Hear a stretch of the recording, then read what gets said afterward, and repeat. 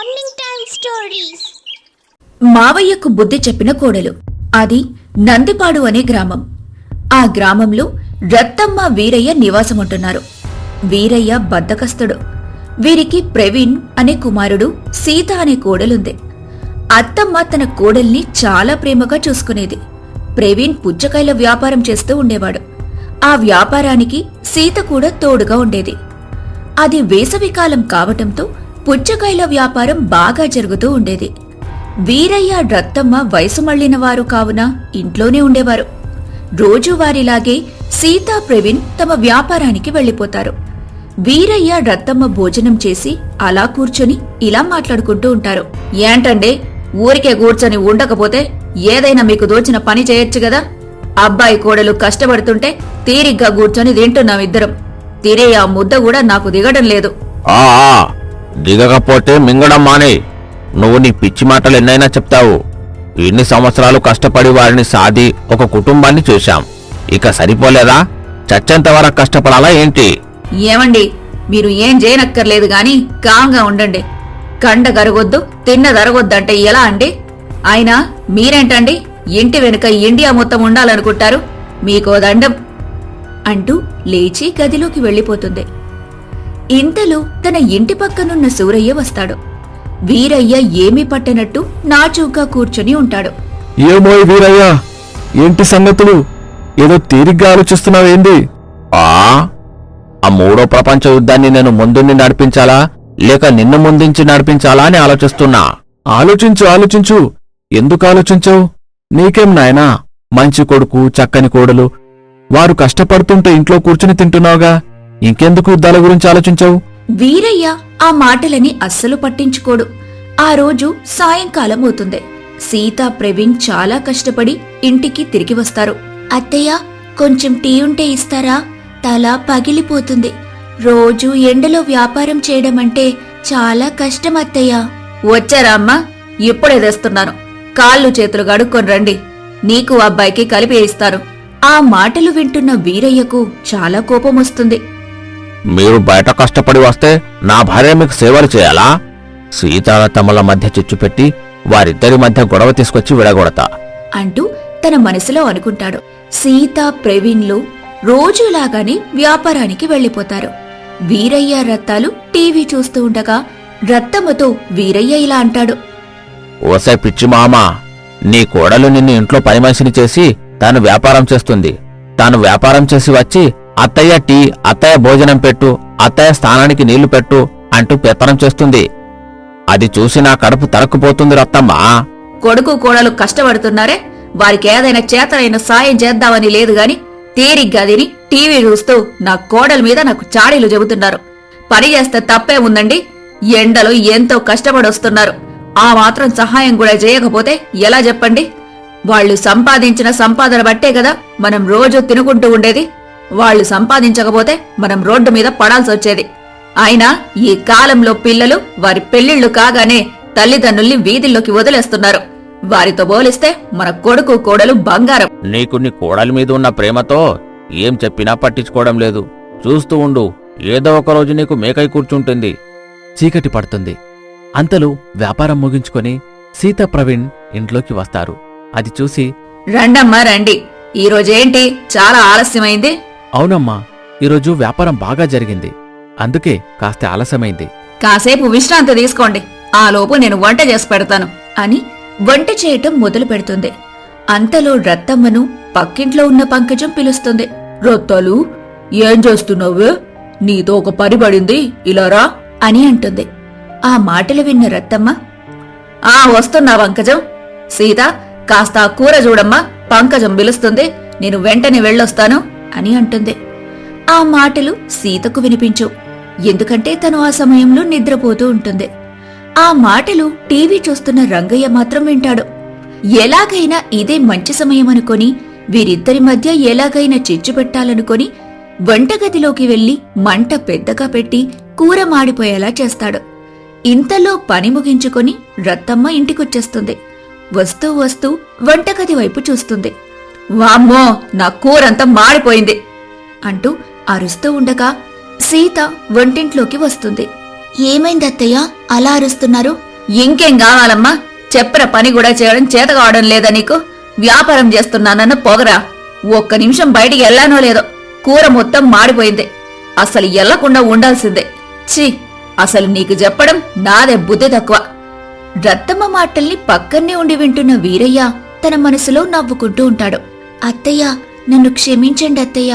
నాకు నిజంగానే వినిపించలేదు. వ్యాపారం చేసి వచ్చాం కదా, అలసటగా ఉంటే నిద్రపోయానత్తయ్య.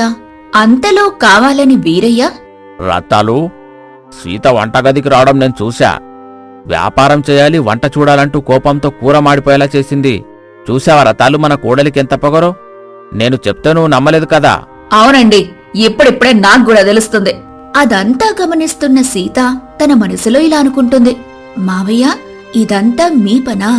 అత్తయ్య నేను కలిసుండటం మీకిష్టం లేదని నాకిప్పుడు పూర్తిగా అర్థమైంది. మీ సంగతి చెప్తానాగండి అంటూ కోపంగా ఇంట్లోకి వెళ్ళిపోతుంది. ఇదిలా ఉండగా రత్తమ్మ దూరపు బంధువులైన రంగయ్య సూరమ్మ దంపతులు వాళ్ళింటికి వస్తారు. అది చూసిన రత్తమ్మ, ఆ అన్నయ్య వదిన బాగున్నారా ఇద్దరు? చాలా రోజులకొచ్చారే, రండి రండి కూర్చోండి. సీత, మా అన్నయ్య వదిన వాళ్ళొచ్చారు, మంచి కాఫీ పట్టుకురామ్మా. సరే అత్తయ్య అని వంటింట్లోకి వెళ్తుంది.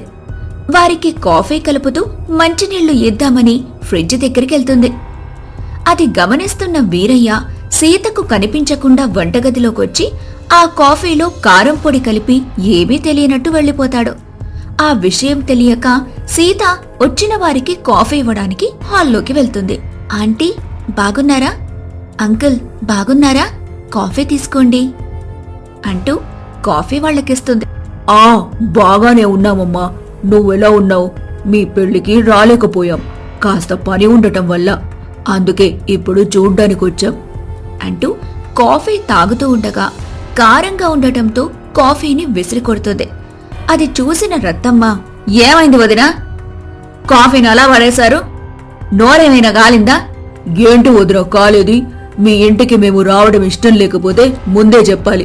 మీ కోడలిలో కారం వేసిన కాఫీ మాకిస్తే అది తాగి మేము చచ్చిపోవాలనా? ఆ మాటలు విన్న రత్తమ్మకు కోపం వచ్చి, ఏ సీత, నువ్వింత పని చేస్తావా అంటూ సీత చెంప మీద కొడుతుంది రత్తమ్మ. నన్ను క్షమించండి అత్తయ్య. నేను చక్కెర మాత్రమే వేశాను. కారం ఎలా వచ్చిందో నాకు తెలియదు అని ఏడుస్తూ ఉండగా పక్కనున్న తన మావయ్య నవ్వుతూ ఉండటం చూసి, మావయ్య, ఈ పని మీద నన్ను ఇంతలా బాధ పెడుతున్నారు కదా, దీనికి తగిన శాస్తి నేను చెయ్యకపోతే నా పేరు సీతే కాదు అంటూ మరొక కాఫీ ఇస్తానని చెప్పి వంటగదిలోకి వెళ్లి కాఫీ తెచ్చి వారికిచ్చి తన గదిలోకి వెళ్ళిపోతుంది. క్షమించండి వదిన గారు, తెలియక చేసిందే. దాని బదులు నేను క్షమాపణ చెప్తున్నాను. లేదులే రత్తాలు, వంటైనా మంచిగా చేయమను అని లోపలికి వెళ్లారు. రత్తమ్మ సీత దగ్గరికెళ్తుంది. వంటైనా సరిగ్గా చెయ్యి. వారి ముందు నా మాట పోకూడదు. రాక రాక మన ఇంటికొచ్చారు, వారితో కాసేపు మాట్లాడతాను, అంతలో వంట సిద్ధం చేసేయి అని రత్తాలు, సూరమ్మ, రంగయ్య మాట్లాడుతూ ఉంటారు. సీత వంటగదిలో వంట చేస్తూ ఉంటుంది. మళ్లీ ఎలాగైనా సీతను అందరి ముందు తిట్టించాలని అనుకుని వంటలు ఏదైనా పాడు చేద్దామని వంటగదిలోకి వెళ్తాడు. సీత తన మావయ్య వంటగదిలోకి రావటం గమనించి ఏమీ తెలియనట్టు అన్నీ చేసుకుంటూ ఉంటుంది. కూరలన్నీ సిద్ధం చేస్తుంది, కాని ఉప్పు మాత్రమే వేయదు. అది తెలియని తన మావయ్య అన్ని కూరల్లో ఉప్పు కలిపి వెళ్ళిపోతాడు. అత్తయ్య, వంట రెడీ అయింది. అందర్నీ రమ్మని చెప్పండి, వడ్డిస్తాను. వస్తున్నామమ్మా. అందరూ భోజనానికి కూర్చుంటారు.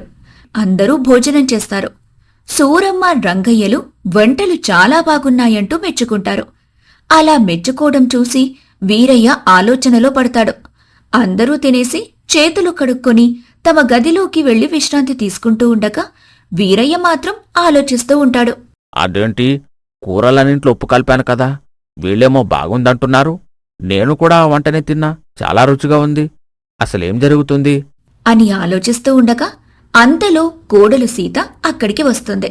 ఏంటి మావయ్య, మీరనుకున్నది అనుకున్న విధంగా జరగలేదని బాధపడుతున్నారా? లేదమ్మా, నేనేమనుకున్నానమ్మా, వంటలు చాలా రుచిగా ఉన్నాయంటున్నాను. ఆ మాటలకు సీతకు కోపమొచ్చి, నటించకండి మావయ్య. కూర మాడిపోవడానికి, కాఫీలో కారం కలపడానికి అన్నింటికీ మీరే కారణమని నాకు బాగా తెలుసు. ఇంతకు ముందు కూడా వంట చేసేటప్పుడు మీరు గదిలోకి వచ్చారు, కాని అది నేను తెలుసుకొని అన్ని కూరల్లో ఉప్పు వేయలేదు. కాబట్టి కూరలన్నీ ఇప్పుడు రుచిగా వచ్చాయి. తప్పుడుద్దేశాన్ని నేను గ్రహించాను కాబట్టి ఇలా చేశాను. మీకేవన్యాయం చేశాను మావయ్య? నన్ను ఇలా బాధించాలనుకుంటున్నారు? నన్ను క్షమించమ్మా సీత. మీరు వ్యాపారం చేస్తున్నారు కదా, మా మీద పెత్తనం చెలాయిస్తున్నారేమో అనుకున్నాను. మేమెందుకు పెత్తనం చెలాయిస్తాం మావయ్య?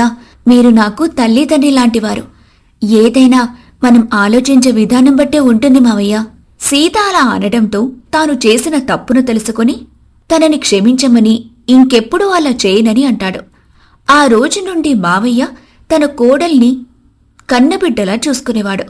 ఆ కుటుంబమంతా కూడా చాలా సంతోషంగా జీవనం సాగిస్తూ ఉంటుంది.